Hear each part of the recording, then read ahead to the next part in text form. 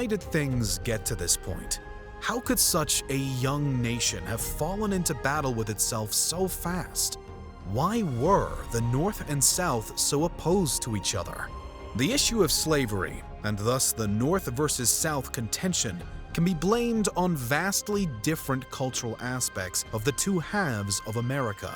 For the North, slavery was not really needed, as the upper states had quickly become industrialized and thus didn't have to rely on as much manpower. This gave Northern citizens the opportunity to unbiasedly consider the moral standing of the entire institution of slavery, prompting many to call it into question. Supported by the ideas of European immigrants who had come from nations that had already outlawed slavery, these Northerners began to turn toward abolitionism.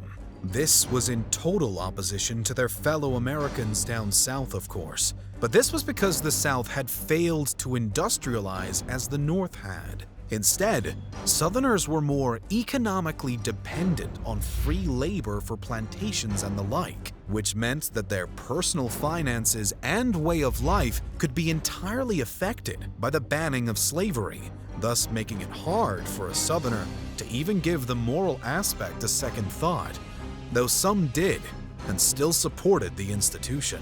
And with the invention of the cotton gin, the matter only became more solidified. The South needed slavery. The problem then arose as the North wondered if Southerners wanted to extend slavery even further, whereas the latter worried that the former was going to take the slaves they already had. Both, ironically, would be right. The North and South were miles away from reconciling this difference.